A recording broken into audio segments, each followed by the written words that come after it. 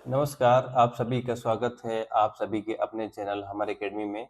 तो आज की इस क्लास में हम देखेंगे छत्तीसगढ़ के सामान्य अध्ययन यानी कि छत्तीसगढ़ का जो हमारा जीएस का पोर्शन है या फिर जीके बोल सकते हैं। इसमें हम आज देखेंगे छत्तीसगढ़ की जनजातियां, जो हमारा महत्वपूर्ण टॉपिक है एक छत्तीसगढ़ की जनजातियां, जो कि लगभग व्यापम के हर एग्जाम में आपसे पूछ लिया जाता है। इसके अलावा छत्तीसगढ़ में आप पीएससी के एग्जाम दे रहे हैं तो वहाँ सीजीजीएस इंडियन जीएस 50-50 भागों में बटे होते हैं। तो वहाँ आपको बहुत बड़ा वेटेज देखने को मिलता है हमारे छत्तीसगढ़ सामान्य अध्ययन का। तो आज की इस क्लास में हम देखेंगे कुछ महत्वपूर्ण सवाल जो कि किससे जुड़े हुए हैं, हमारे छत्तीसगढ़ की जनजातियों से जुड़े हुए हैं। तो चलिए आज की इस क्लास को हम लोग यहाँ से शुरू करते हैं और देखते हैं हमारा पहला सवाल। तो हमारे पहले सवाल में हमसे क्या पूछा गया है? हमारे पहले सवाल में हमसे यहाँ पूछ लिया गया है, एक साइड आपको देखने को मिल रहा है क्या जनजातियां, एक साइड आपको देखने को क्या मिल रहा है जनजातियां, और दूसरी साइड है आपका युवा गृह। ये है हमारा क्या है, युवा गृह। ये है हमारा युवा गृह और इस इधर क्या है, जनजातियां। ठीक है, तो आपको मिलान करना है। मिलान करना है कि मुरिया जनजाति का युवा गृह के लिए हम लोग किस नाम से उसे जानते हैं, और दूसरा है उरांव जनजाति, और तीसरा देखना आपको पड़ सकता है यहाँ भुजिया जनजाति, और चौथा क्या है, प्रजा जनजाति। तो आपको मिलान करना है। एक साइड दिया गया है जनजाति, दूसरी साइड है उनके युवा गृह। जो मुरिया जनजाति है उसका युवा गृह घोटुल, यहाँ पे एकदम सही मिलान किया गया है। जो युवा गृह होता है मुरिया जनजाति का उसे घोटुल कहते हैं, और उरांव जनजाति का जो होता है युवा गृह उसे बोलते हैं हम लोग धुमकुरिया।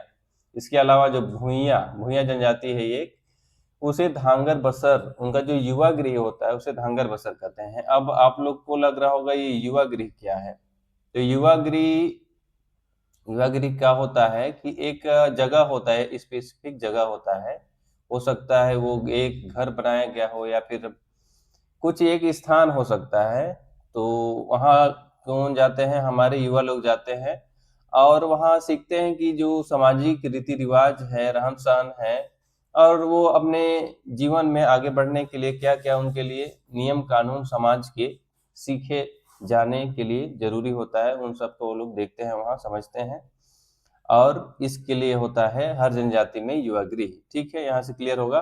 तो आपको यहाँ से छांटना है कि इसमें क्या गलत है। तो गलत है हमारा ये जो है प्रजा जनजाति, जो धुरवा जनजाति है, इनका युवा गृह लहंगी नहीं होता है। ठीक है, तो ये हमारा आंसर क्या हो जाएगा, ऑप्शन डी। आगे चले हम लोग,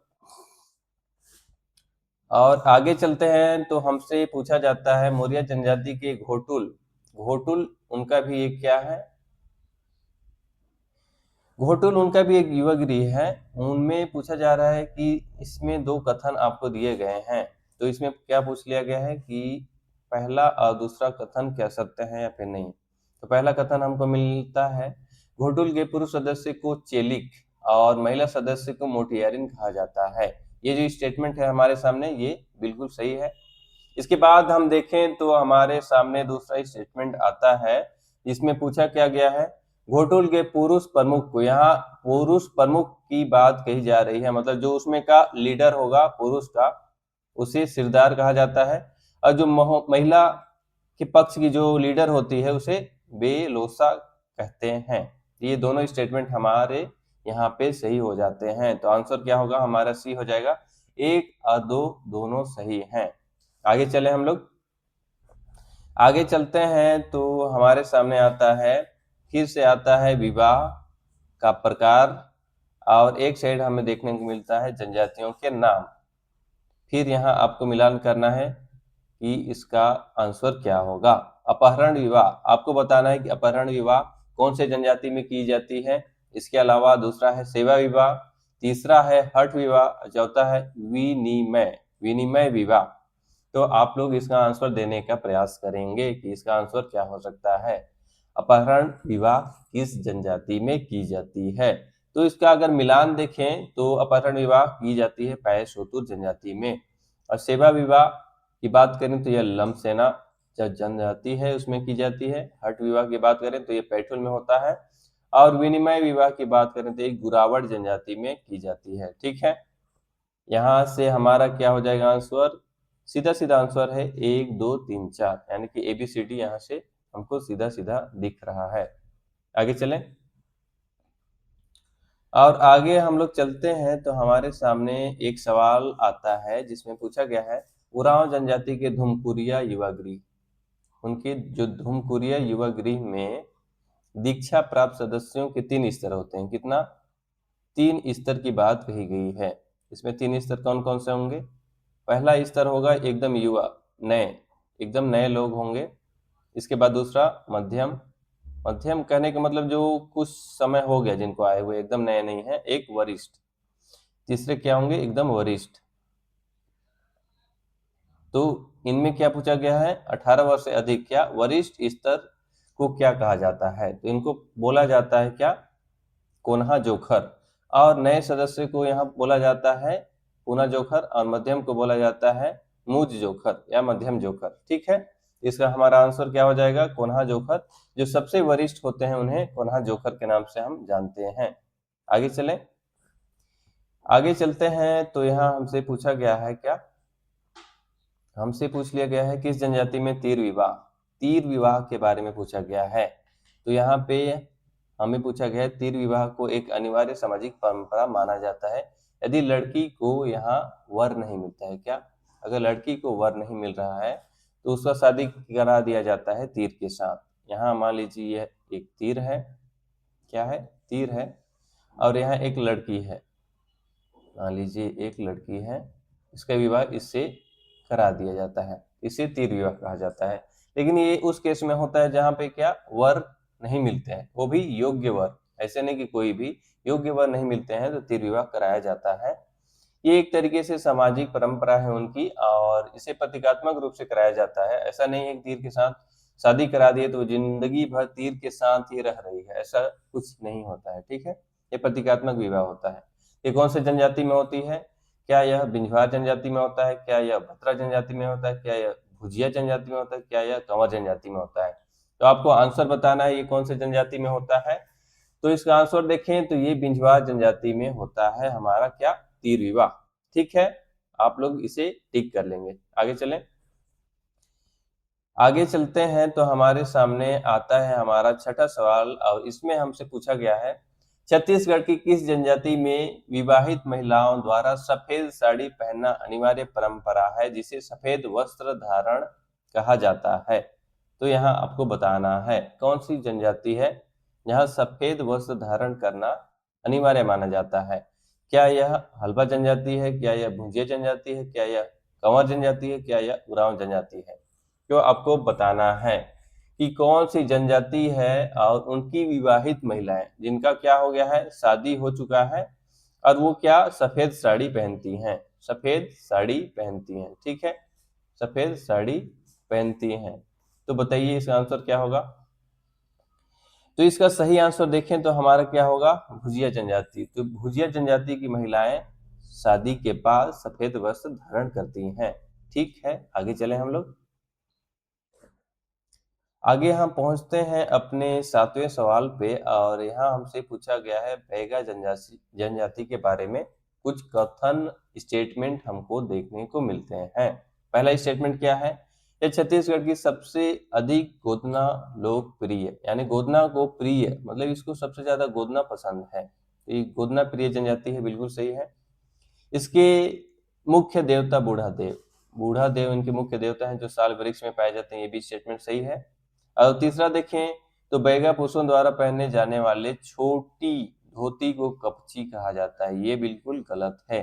इसे कपची नहीं कहा जाता है, इसे अन्य नाम से जाना जाता है। जो कपची होता है वो महिलाओं का वस्त्र होता है। ठीक है, और चौथा हमारा स्टेटमेंट है यह केंद्र सरकार द्वारा घोषित विशेष पिछड़ी जनजाति है। तो ये हमारा 3 स्टेटमेंट यहाँ सही हो जाता है, और हमको पूछा गया था असत्य कथन, तो हमारा आंसर क्या होगा? ऑप्शन डी, ऑप्शन सी हमारा यहाँ पे सही हो जाएगा। आगे चलें, आगे चलते हैं हम अपने 8वें सवाल पे, और यहाँ हमसे पूछा गया है एक और विवाह के बारे में, दूध लौटावा विवाह किस जनजाति में मुख्य रूप से प्रचलित है और जिसमें मरेरे फुरेरे भाई बहन का विवाह कराया जाता है। तो आपको बताना है कि जो दूध लौटावा विवाह है वो क्या गोंड जनजाति में कराया जाता है, क्या कोरवा जनजाति में, क्या खैरवार जनजाति में, क्या नगेशिया जनजाति में? तो आपको बताइए कि ये जो दूध लौटावा विवाह है ये कौन से जनजाति में कराया जाता है? इसका सही आंसर हम देखें तो होगा हमारा गोंड जनजाति में यह दूध लौटावा विवाह हमको देखने को मिलता है। आगे चलें, इसे आप लोग याद रखेंगे। आगे हम पहुंच चुके हैं अपने 15वें नंबर सॉरी 9वें नंबर के सवाल पे, और हमसे पूछा गया भूजिया जनजाति के संदर्भ में लाल बंगला। लाल बंगला आपको देखने को मिल रहा है। हम लाल बंगला किसे कहते हैं पूछा गया है। पहला है उनका मुख्य धार्मिक स्थल, क्या उसे हम लाल बंगला कहते हैं? उनका रसोई घर को हम लोग कहते हैं? क्या विवाह के लिए बनाया गया मंडप को कहते हैं? क्या पंचायत की बैठक के स्थान को कहते हैं? तो आपको बताना है कि जो भूजिया जनजाति के संदर्भ में लाल बंगला है वो क्या है। जो सही आंसर देखें तो वो उनका क्या है, किचन है, खाना बनाने का घर है। ठीक है, क्या है? खाना बनाने का घर, खाना बनाने का रूम बोल सकते हैं। ठीक है, घर तो पूरा घर ही हो जाएगा। खाना बनाने के जो रूम होता है, जो किचन होता है, उसे लाल बंगला के रूप में जानते हैं। ठीक है, आगे चले हम लोग। आगे चलते हैं तो हम पहुंच जाते हैं अपने 10वें सवाल पे, और इसमें हमसे पूछा गया है बस्तर का प्रसिद्ध कक्सार नृत्य किस जनजाति द्वारा अपने देवता लिंगोपेन, उनका क्या देवता है, प्रमुख देवता लिंगोपेन को प्रसन्न करने और जीवन साथी चुनने। यहाँ दो चीज बोला गया है, पहला तो लिंगोपेन को प्रसन्न करने यानी खुश करने, और दूसरा जीवन साथी चुनने के उद्देश्य से किया जाता है। आपको बताना है क्या यह अबुझमाड़ी जनजाति में किया जाता है, क्या यह मुड़िया जनजाति में किया जाता है, क्या यह भतरा जनजाति में किया जाता है, क्या यह परिया जनजाति में किया जाता है? तो आपको बताना है इसका आंसर कमेंट बॉक्स में, और आप जल्दी से बताने का प्रयास करें। इसके बाद हम देखेंगे कि इसका आंसर क्या होगा। तो बताइए कि जो लिंगोपेन है उन्हें खुश करने के लिए और जीवन साथी चुनने के लिए जो कक्सार नृत्य किया जाता है, क्या कक्सार नृत्य किया जाता है, ये कौन से जनजाति के द्वारा किया जाता है? तो हमारा आंसर क्या होगा, मुड़िया जनजाति। जो अबुझमाड़िया क्षेत्र में मुड़िया जनजाति पाई जाती है, कई जगह आपको देखने को मिलेगा कि अबुझमाड़िया भी कक्सार नृत्य करती है।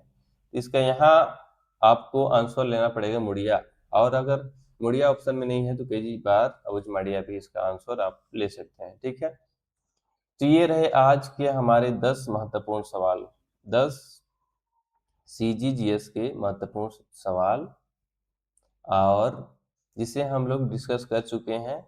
इन सभी का आप लोग रिवीजन करेंगे या फिर नोट्स में राइट करेंगे ताकि आपको लंबे समय तक याद रहे। उम्मीद करता हूँ कि ये सारा चीज़ आप लोग बहुत अच्छे से समझ चुके होंगे। और मैं एक बात कहना चाहता हूँ कि ये जो क्वेश्चन हम लोग किए हैं वो हूबहू आपके एग्जाम में आ जाएगा ऐसा कोई ज़रूरी नहीं है, लेकिन इसमें जो फैक्ट दिए गए हैं, जो कॉन्सेप्ट हमने समझा है, जो चीज़ें हमने देखी हैं, वो हो सकता है अलग तरीके से, अलग कॉन्सेप्ट के द्वारा, अलग भाषा में, अलग तरीके से पूछ लिया जाए। तो आप लोग जो आज का जो क्लास है उसे ध्यान से देखेंगे और ध्यान से समझेंगे, क्योंकि ये कोई भी चीज़ व्यर्थ नहीं जाता है। पढ़ाई यहाँ नहीं तो वहाँ काम आ ही जाता है। ठीक है, और इसी तरीके से आज का ये क्लास हम यहीं पे समाप्त करते हैं, और मिलेंगे आप सभी से हम लोग अगले क्लास में। तब तक के लिए मैं आप सबसे विदा लेता हूँ। आप सभी को बहुत बहुत धन्यवाद इस क्लास से जुड़ने के लिए। तो मिलते हैं हम लोग जीएस के अन्य महत्वपूर्ण सवाल को लेकर के आप सभी के सामने। तब तक के लिए आप सभी को धन्यवाद।